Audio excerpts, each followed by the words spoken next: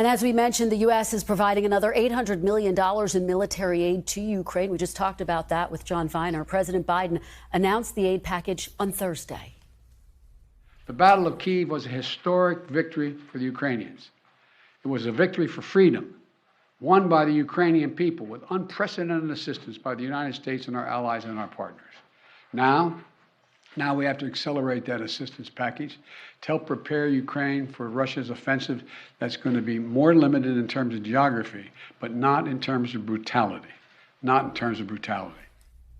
And joining me now is Republican Senator Roy Blunt of Missouri, who recently returned from the region. Senator Blunt, welcome back to Meet the Press. Good to see you. Well, Kristen, great to be with you. You know, the three big surprises, I think, of what's happened in the last 2 months is the incredible resistance of the Ukrainians, the almost rebirth of NATO, and the lack of performance of the Russian military. I'm sure Putin's surprised by that, and frankly, I think we are too. I've been on Intel for about 10 years, and we didn't have any suggestion that any of those three things would happen in the level that they have. Well, and you did just return from the region, and now, of course, President Zelensky has said he's anticipating a visit from the Secretaries of State and Defense. The Biden administration not confirming that visit, but assuming that it does, in fact, happen, what needs to happen in order for that visit to be effective, to bear fruit?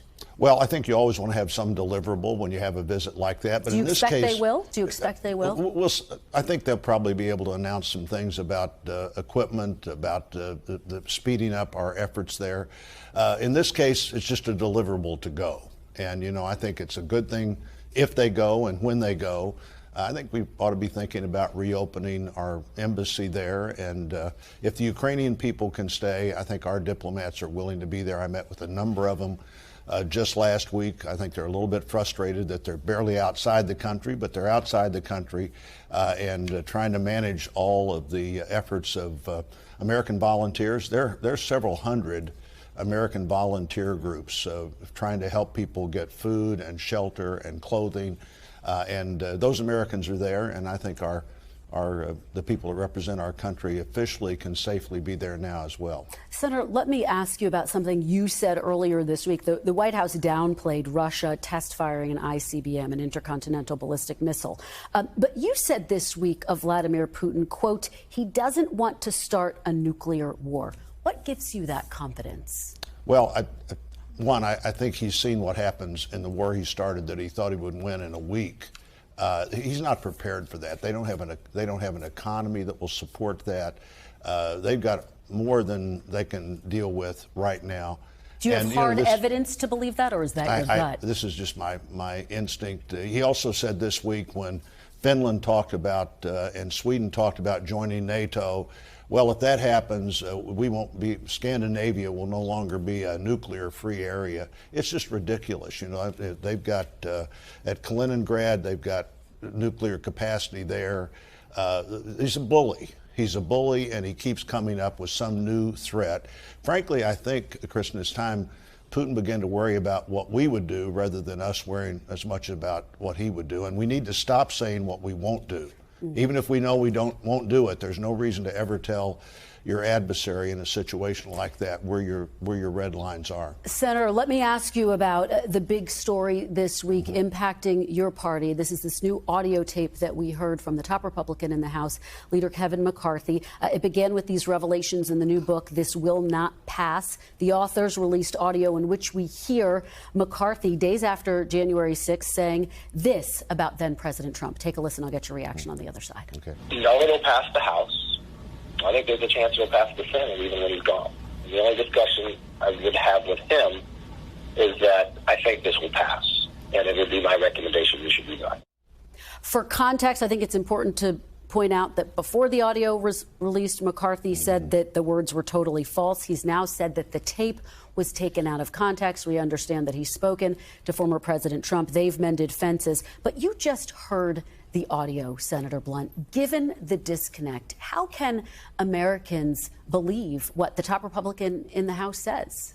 Well, a lot of people were saying a lot of things in that 2 weeks. I haven't talked to the majority leader in the House about this, but he's been close to Trump. Frankly, when I first heard this, I thought anybody who'd been as close to President Trump as Kevin McCarthy was, would know that the last thing that Donald Trump was going to do was either resign or quit. It was a pathway. We're 10 days to the end of his term.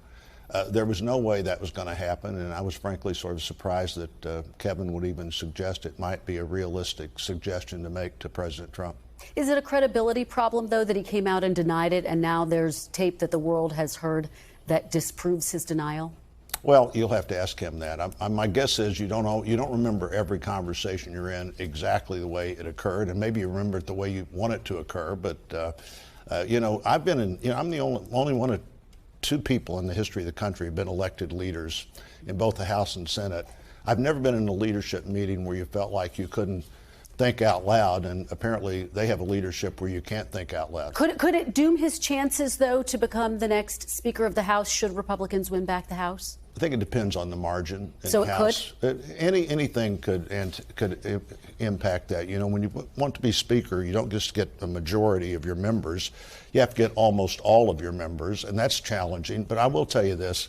I think a lot of things will happen between now and November. I think one thing that's likely to happen is Republicans will be in the majority. And if that happens, nobody will have worked harder to make that happen than Congressman McCarthy has. Let me ask you about the Senate and Leader McConnell. Apparently, according to the same book, this will not pass, said to two longtime advisors at the time, the days after January 6th, quote, "The Democrats are going to take care of the SOB for us."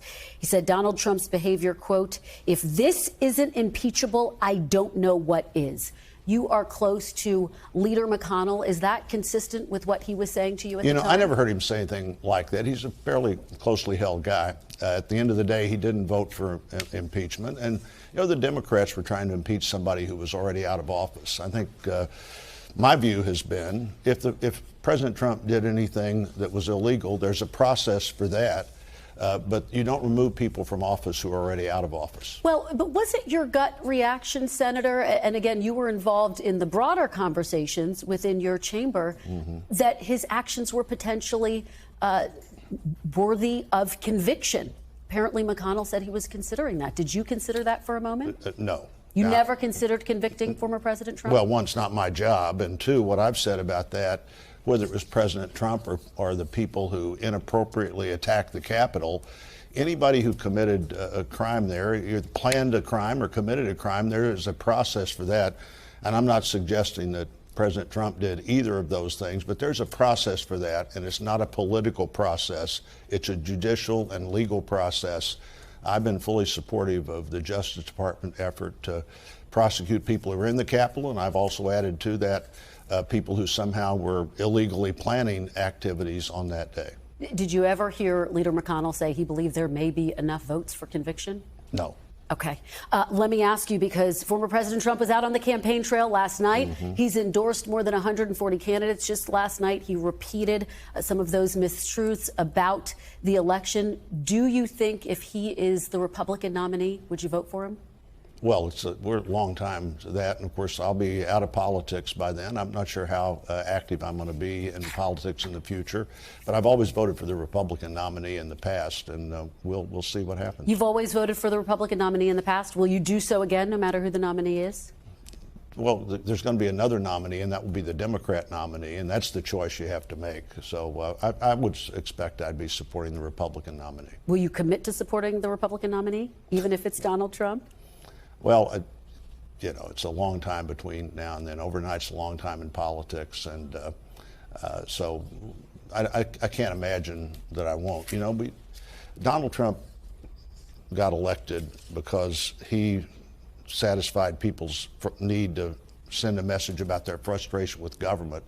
If he's the nominee again, that'll be because people are still frustrated with government, and there aren't other Republicans who meet that need. We'll just have to see what happens between now and then. Thanks for watching our YouTube channel. Follow today's top stories and breaking news by downloading the NBC News app.